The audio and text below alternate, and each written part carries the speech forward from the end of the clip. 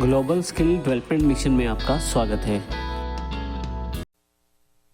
In the previous exercise, we took a look at some of the industry standard tools.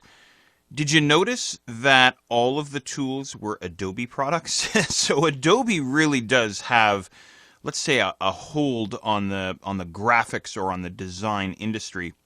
A lot of people, by the way, are turned off by this idea of Adobe having almost a monopoly on the design industry. So what I wanted to do here is throw some alternatives at you here.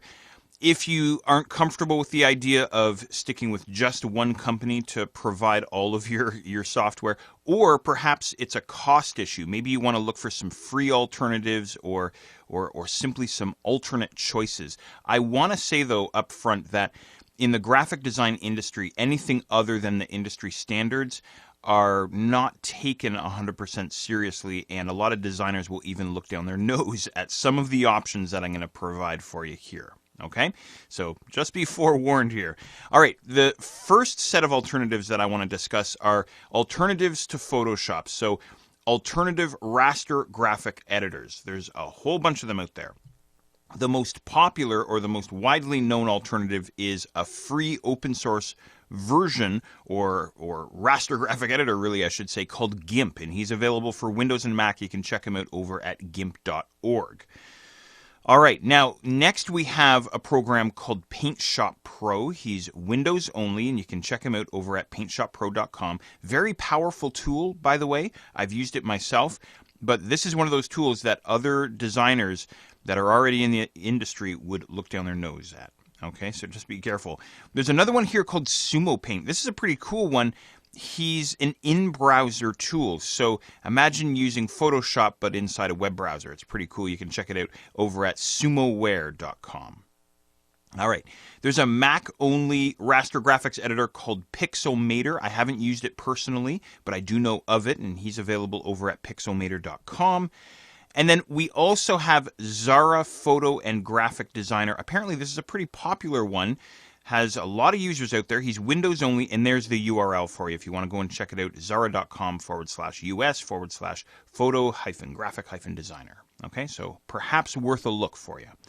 All right, so that's the raster side of things. How about some alternatives for Illustrator? So on the vector graphics editor issue, what do we have? Well, the most popular open source vector graphics editor, kind of the cousin to GIMP almost, is an application called Inkscape. He's free, and you can check him out over at inkscape.org. All right. There's another vector graphics editor, Mac only, called Draw Plus. You can check him out over at serif.com/Draw Plus. What else do we have here? Sketch, another Mac-only application, bohemiancoding.com/Sketch. Now, Draw Plus and Sketch I have not used before, so I can't really comment on the power that they have or the usability that they have. Now, here's an application that I used, seems like a million years ago, CorelDRAW. You've probably heard of CorelDRAW, coreldraw.com. There's a lot of snobbery, I'll just say, towards CorelDRAW. Not a lot of serious graphic designers in the industry take CorelDRAW seriously. I will say, though, that to its credit, it's incredibly powerful, and if you can master it, you can do a lot of amazing things, and it will keep up with Adobe Illustrator, but again, completely frowned upon and snubbed in the graphic design industry. Here's another one. This is an in-browser vector editor. Again, pretty cool idea. SVG Edit. And it's actually a Google product, which you can go and check out. There's the URL, kind of a long URL, but I won't bother reading it off. You can see it there on screen. So in any regard, that could be worth checking out for you.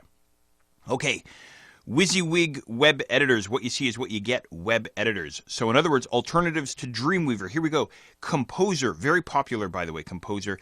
I think Composer would be taken seriously to a certain degree in the web design and in the graphic design industries.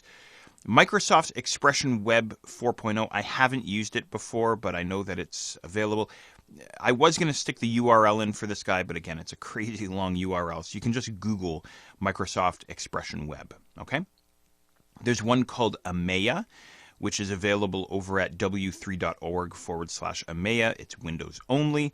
There's another one called Blue Griffin, another Windows only application, bluegriffin.org. and Aloha, which is an in-browser WYSIWYG editor. Pretty cool stuff, aloha-editor.org. Okay, so lots of options here for you. All right, how about a replacement or an alternative for InDesign? So this would be the desktop publishing or the print layout realm, if you will. The big competitor to InDesign is Quark Express. Now, a million years ago, it used to be only Quark Express. That's all we had. In fact, I started in Quark Express. And then InDesign came along, and it was sort of this battle between Quark Express and InDesign. And when you talk to other print designers, which one do you use, Quark Express or InDesign? And slowly over the years, InDesign got better and better and better, while Quark got worse and worse. And now Quark is hardly used at all in the print industry. But it is an alternative to InDesign, so you might want to check it out over at quark.com. There's Scribus, I hope I'm pronouncing that correctly, available at scribus.net. I haven't used it, so I can't speak much about it. There's Serif Page Plus, which is Windows only, serif.com/Page Plus. And then there's PageStream, which is available for Mac and Windows, pagestream.org. And then last but not least, an in-browser option called Format Pixel, available over at formatpixel.com. Okay? So there you go. There's a variety of alternatives for you to check out if you don't like the idea of sticking with industry standards, or perhaps it's an issue, quite frankly, of expense. Photoshop and Illustrator and these other applications cost a lot of money. The Creative Cloud membership, I believe, I'm going from memory, I think it's about $75 a month or $30 per program if you do it program by program. So perhaps you'd rather just go with some kind of a free alternative, which of course you certainly could if you're just getting started.